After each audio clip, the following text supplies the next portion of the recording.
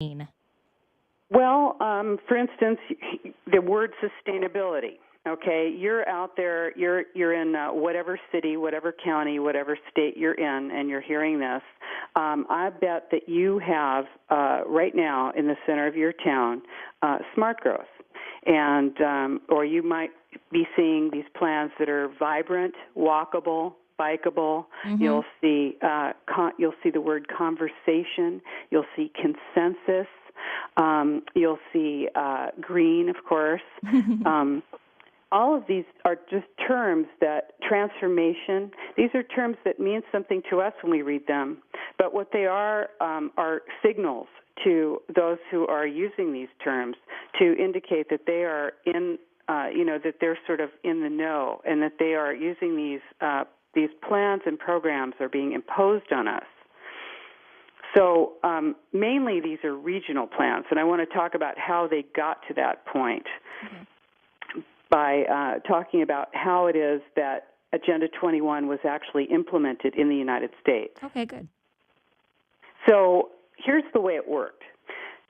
As I said, Agenda 21, the agenda for the 21st century, was signed on to by George H.W. Bush in 1992, and then Clinton, when he took office in 93, about 6 months later, he created the President's Council on Sustainable Development. That was a cabinet-level group, the council. It included as well presidents, the captains of industry like Ken Lay from Enron, and as well as Dow Chemical and other companies.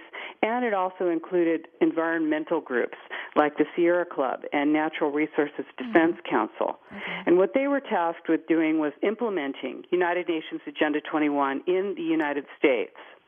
And the first thing they did was they gave a multi-million-dollar grant to the American Planning Association to get Agenda 21 into every single city, every state, every county, every university, and every college in the United States to change our land use plans. What does that mean, our land use plans? Well, every single city, first of all, every state has a general plan for the way that they want their land use to be designed. And every city and county as well has a general plan or comprehensive plan. These are land use plans that are sort of the blueprint, the wish list for what they want to see in their, what your government wants to see there on the ground, whether it's like that now or not. This is the blueprint, the map for what they're expecting in terms of land use, like, say, commercial, industrial, agricultural, or residential. Okay. And specifics. So what the American Planning Association did was they came up with, it took them about 7 years, they came up with a blueprint, basically. They came up with Growing Smart, a legislative guidebook with model statutes for planning and the management of change. So when you say model statutes, you mean basically things that we were going to implement on a city and local level? Yes, because Agenda 21 is a global plan, but it's implemented locally. Okay. And that's really important to know because it's in every single town, every city, and every county and every state in the United States right now. It's not that we're talking about something that's going to be happening in the future. Right. And this is how they did it. This is primarily, the way you'll experience is as a land use plan. And so what they did was they're now training all planners to use this book, Growing Smart, a legislative guidebook with model statutes. Think about that. Those statutes that your government, that your county, or that your city is imposing on you in terms of what can be done with your land, those are all coming out of a book. Those are not like being created in your planning department. Those are coming out of that book, Growing Smart. And Growing Smart is smart growth. And that's where you're seeing this high-density residential development with, 2 or 3 stories of residential above ground floor retail. And that's getting built all over the United States. And they are subsidizing that with your tax dollars. There's no demand for it. It's being paid for with your taxes. When you're talking about some of these these land use plans, what are some of the things that they do not want us to do with our land anymore? Well, if you try and use your land in many areas, and my experience with this is I'm a commercial real estate appraiser, so I need to be able to tell people, what they can do with their property in order to be able to value it. Okay. And so looking at people's land and finding that when I go into planning departments, they're saying, well, there's nothing you can do by right. You can't just walk in and get an over-the-counter permit to build a house on your property because you're not going to be able to get that permit because there are restrictions. This is an anti-sprawl program. This is, the sprawl is a jargon term. It means pretty much wherever you live right now. If you're not living in a high-density apartment, kind of like, a 4 or 5-story building over ground floor retail on a transportation line in the center of your town, then you're living in sprawl. And sprawl is like the evil greenhouse gas producer, and you've got to get out of there. And this is what this plan does, is it moves you out of the rural and suburban areas into city centers, into high-density urban development that is subsidized with your tax dollars. So basically what we're going to see at this point in time is less ability to actually get land, build your own house, get out of the way. I mean, they're basically, if you want to do that, it's going to be harder and harder if it isn't hard enough already. And one thing I have noticed here in Las Vegas is that they have just started building these 3-story apartment complexes like in the past 10 years, like they never ever had before. I'm a born and raised native. Mm-hmm. So that must be what you're referring right. to. Okay. Mm-hmm. That's right. And when you find that I don't know, I'm sure that Las Vegas has redevelopment areas. It does, actually. I was just thinking when you were talking about that, we have the whole downtown area that they've been trying to redevelop, I think, since the 80s or even the 90s. Okay, so what people don't know about redevelopment is that basically for 30 to 45 years, all of your property taxes above that base year, they go into the redevelopment agency's pocket. They do not go to pay your police and fire or your roads or your street lights or for your schools. That money is diverted to bond brokers for 30 to 45 years. And this is a huge drain on our economy. This is one reason why so many cities are verging on bankruptcy right now, because there is no money for their general funds. They've diverted so much of their property tax dollars into redevelopment areas. And this is part of United Nations Agenda 21 Sustainable Development. Well, that's funny because that actually sounds kind of unsustainable. It's totally unsustainable. That's the real joke, isn't it? Well, because if you're talking about not compromising the ability of future generations to meet their needs, how about if they're so heavily in debt that they can't even move? That definitely has a huge impact, right? Yeah. What can you tell us about about something being blighted? Well, blight it's a legal term. You'll find it under your health and safety code. And redevelopment, is supposed to get rid of blight. That's the idea, is that nobody would invest in the area unless they were given subsidies by the government.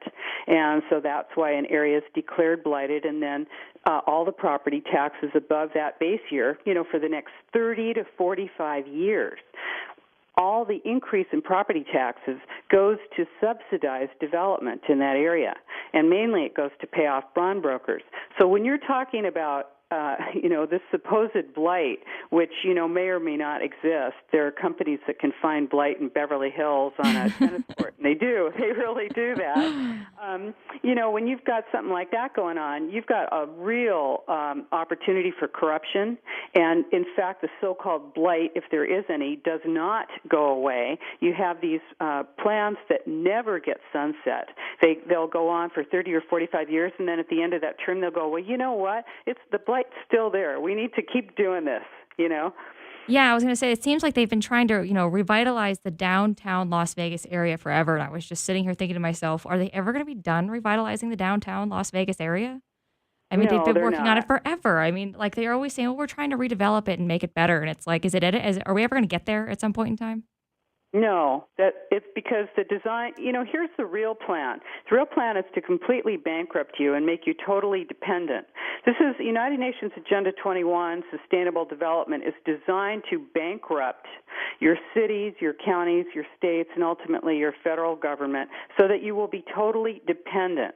This is about destroying independence and about making you completely dependent on your government.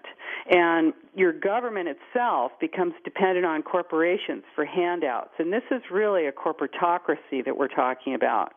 So this is a transformation of your government, and it's through regionalization, and it's through a way that it's done. You're actually being manipulated in all of those city and county meetings that you go to, when you go to those Vision Las Vegas meetings or those Las Vegas 2040 or, whatever your town name is, envisioning your town. Those are all meetings, Delphi meetings, which is a United Nations sort of plan that is actually designed by the RAND Corporation, it's a mind control technique, Delphi.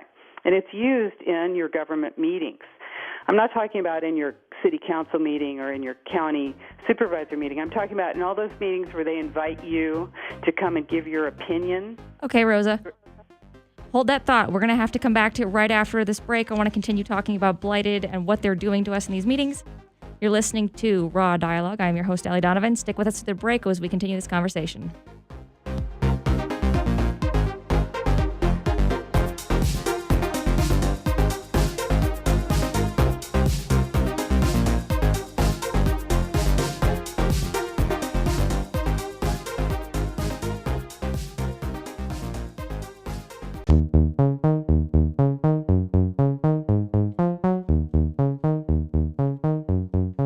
Welcome back to the program. You're listening to Raw Dialogue. I'm Allie Donavyn, and we are joined in studio today, not in studio, but over the phone from California by Rosa Corey. Rosa, are you there? I sure am. I'm so sorry I had to cut you off there right before we were going to break. And we were talking about today, we're talking about Sustainable Development, Agenda 21, and how it affects you and your life at home, and how they are trying to squeeze us all into these small little compact cities using the legislative process set out by the United Nations, basically. Rosa, did you want to pick up right about where you left off? I hated to cut you off there. Yeah, actually, what I want to do is, I was talking about how, President Clinton's President's Council on Sustainable Development had given a multi-million-dollar grant to the American Planning Association, and their planning document is now in every university, every college, and every single planning department in the United States. And that is where smart growth comes from. But I also want to say that besides that, they realized that this might not be too popular with the people of the United States, that, in fact, we weren't going to like it, that we really didn't have a voice in this incredible transformation of our lifestyle and the way that we live in this country. And so what the other thing, the major thing that the President's Council on Sustainable Development did was they also published a book called Sustainable America, A New Consensus. And the word consensus, what that really means is agreement of all parties. But now the new consensus means no dissent, no opportunity for dissent. And this plan, when you